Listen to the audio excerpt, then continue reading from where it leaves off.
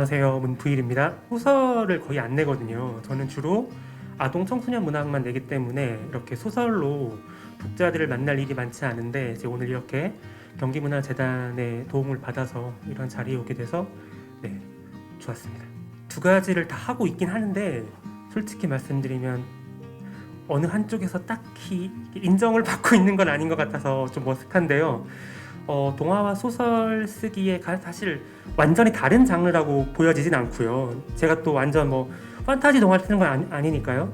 아동 소설을 쓰고 있는 거죠. 전요. 아동 소설이고 지금 쓰는 소설은 이제 좀 비슷한 계열일 수 있는데 사실 좀 다른 느낌이 있어서 저는 그 절충안으로 청소년 문학에 사실 집중하고 있습니다.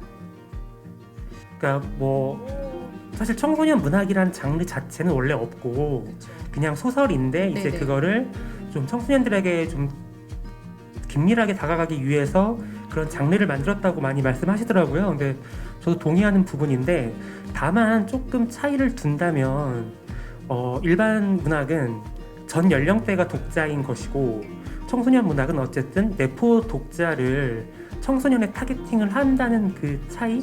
그렇기 때문에 문장을 쓰거나 소재를 다루는 방식에서도 좀 더 지금도 왜냐면 외국 청소년 문학이라고 해서 외국이라는 타이틀을 붙으면 어떠한 소재든 상관이 없는데 그게 국내 창작이 되는 순간 네. 저희 같은 경우는 이제 1차 독자가 교사와 학부모예요.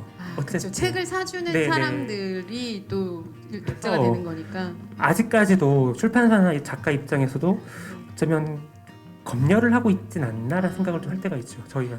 그런 차원이라면 또 소설은 더 보다 자유로울 수 있는 공간이 되겠네요. 작가님께도. 네, 그래서 훨씬 소설로 쓰고 싶은 소재가 있고 청소년 문학이나 동화에 맞는 그 소재 선정이 되게 중요한 것 같습니다. 인물도 그렇고요. 사실 쓰는 사람하고 읽는 사람은 다른 것 같아요. 다르죠. 그렇죠. 그러니까 저는 평론하는 사람도 다릅니다. 그러니까요. 그래서 저는 그냥 어느 날 문득 쓰고 싶었던 인물이 있어서 그 인물과 공간을 썼던 거라서 그걸 제가 이렇게 읽히겠다라고까지 의도는 못할 것 같아요. 네. 첫 번째 실려있는 먼저 그 방은요, 심리상담센터가 배경인데 이걸 쓰게 된 계기는 신문에서 심리상담센터에 운영하시는 그 상담하시는 분 중에 소위 말해서 무자격자가 많다라는 기사를 좀 봤어요. 그래서 이거 한번 써보고 싶었다도 있었고요. 또 하나는 점점 우리 사회가 지금 워낙 경쟁도 많고 하다 보니까 우울증 및 이런 증상 때문에 심리상담소를 진짜 많이 간다고 하더라고요. 근데 특히 이제 신경정신과에 가게 되면 그 기록에 남다 보니까 그런 불안 때문에 더 이제 찾는 경우가 있다고 해서 한번 우리 시대의 단면을 많이 다룰 수 있는 곳 중에 하나가 이제 심리상담센터가 아닌가라는 생각을 좀 많이 했고요. 그리고 이 표제작이죠. 각자의 방식 같은 경우는 그 사립학교에서 벌어지는 교사 임용을 둘러싼 그 단면인데 어쩌면 지금 우리 사회 청년층의 가장 큰 문제는 취업이잖아요. 근데 그 취업이 비리가 많이 이제 얽히게 되면 열심히 한 사람들이 기회를 얻지 못하고 있는데 이제 그런 부분들에 대해서 취업 또한 우리 사회의 단면을 가장 냉정하게 보여줄 수 있는 부분이라 한번 다뤄보고 싶었습니다. 일단 제가 원래 꿈이 기자였거든요. 제가 또 정치학 전공이었거든요, 대학에서요. 네네. 그래서 사실 그게 제 글의 단점일 수도 있는 것 같아요. 이게 신문 기사가 르뽀라고 하죠. 르뽀와 문학에 분명히 차이가 있을 텐데 과연 나는 그 차이를 잘 활용하고 있는가는 좀 근데 어쨌든 기질상 워낙 또 다큐나 이런 걸 좋아하다 보니까 그런 쪽의 소재와 그런 쪽의 이야기 그리고 사회에서 조금 아웃으로 밀려나고 있는 약자들에 대한 연민이 좀 많은 것 같아요.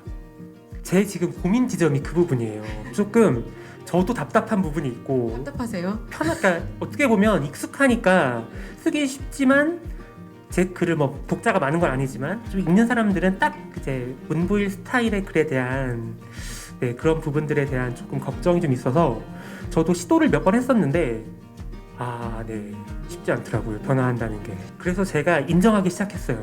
그냥 내 거를 좀 더 깊이 다루자. 그러니까 어차피 변화하기 어렵다면 괜히 어설프게 스타일을 바꿔서 망작이 되느니 차라리 제가 잘하는 걸 좀 더 깊이 다루는 것도 하나의 전략이 아닐까라는 생각을 좀 하게 됐습니다.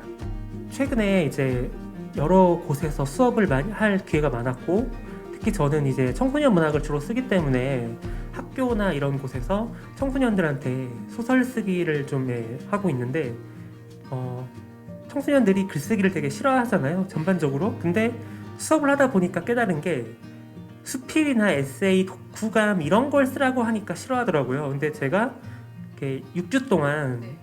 소설 한 편 완성하는 걸 지도하고 있었는데 상상하는 재미가 있었나 봐요. 연애나 SF 이런 거. 그래서 자발적으로 써오더라고요. 그래서 좀 글쓰기 방식에 대한 우리나라 교육에서 좀 바꿀 필요가 있지 않나 요즘 그런 생각하고 있고요. 다행히도 이제 코로나지만 줌이라고 하는 실시간 화상 프로그램을 네. 누가 만들었는지 모르겠지만 정말 네, 잘 활용해서 원격으로 여러 군데서 수업하고 있어서 네, 다행입니다. 네, 먼저 제가 낭독할 단편은 첫 번째 실려 있는 먼저 그 방인데요. 먼저 그 방의 핵심이 되는 방이 나를 탐구한다는 뜻의 나탐방이에요. 그래서 이 작품의 핵심이니까 이 부분만 들으면 독자분들이 대략적으로 이 작품의 주제와 소재, 공간을 이해할 수 있는 부분을 네, 짧게 한번 낭독해 보겠습니다. 두드린 마음 연구소가 상담을 잘한다고 소문이 났는데 원장님만의 특별한 방법은 무엇이죠? 네, 내담다 입장을 먼저 생각합니다. 이름도 묻지 않고 얼굴을 드러내기 부담스러워하면 선글라스를 끼고 오라고 합니다. 그리고 다양한 방식으로 상담을 진행합니다. 상담실 구석에 있는 작은 방들을 소개했다. 샤우팅 방에서는 마음껏 소리를 지르며 뭐든 집어 던져도 된다. 꿀맛방도 있기가 있다. 마음이 어수선해 온종일 굶은 사람에게는 먼저 꿀맛방에서 식사를 권한다. 식욕을 자극하거나 부모님이 차려준 집밥을 떠올리게 하는 영상을 보며 배를 채우면 나를 더 신뢰해 깊은 이야기를 털어놓는다. 촛불 하나만 켜놓은 어두컴컴한 분위기에서 힐링 멘트를 들으며 숙면을 취하거나 자신의 내면과 마주하는 나탐방도 많이 찾는다. 나를 염탐한다는 뜻으로 외면했던 자신의 마음을 위로하며 펑펑 울기도 하는데 그렇게 쌓였던 서러움을 정화한다. 나탐방은 우리 연구소의 자랑입니다. 먼저 나를 돌아보며 내 안에 어떤 욕망, 슬픔, 무의식이 있는지 알아야 합니다. 그것을 모르면 평생 무의식의 노예로 살아요.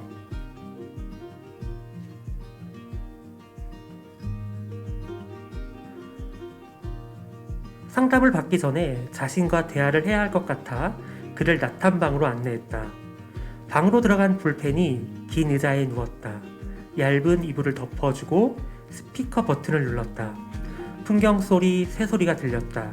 이어서 몸의 긴장을 푸세요. 몸이 나른해집니다. 아무 걱정도 하지 마세요. 마음을 편안하게 하는 멘트가 흘러나왔다. 다음 단계에서는 그동안 마음속 깊이 숨겨놓았던 분노와 마주하게 된다. 문을 닫고 밖으로 나왔다. 안을 들여다보니 볼펜이 휴지로 눈가를 훔쳤다. 그 방에서 마음껏 울고 싶어서 상담을 신청하는 내담자도 많았다.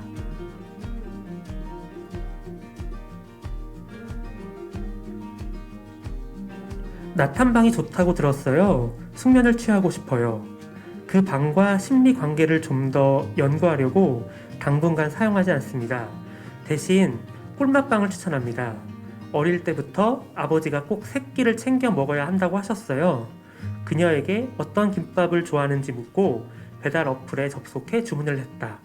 된장 국물도 넉넉하게 챙겨오라고 추가사항에 적었다. 좋은 아버지를 주셨네요. 저희 아버지는 시험 성적이 안 좋으면 밥값도 아깝다고 야단을 쳐서 굶을 때도 많았어요.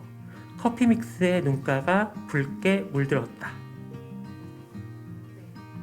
소설을 사실 쓰고 싶어서 문학을 시작했는데 이제 어떻게 하다 보니 동화로 먼저 등단을 했고 이제 계속 청소년 소설을 쓰고 있는데 앞으로 좀 기회가 된다면 소설로의 조금 확장을 좀 하고 싶은 게 가장 큰 네네 바람이라 네 그게 아마 지금 가장 크게 하고 싶은 부분이어서 좀 노력이 필요할 것 같고요. 네 그리고 제가 써보니까 저한테 가장 맞는 장르는 청소년 문학이었어요. 그래서 그 부분도 열심히 하고 싶고, 네, 그렇습니다.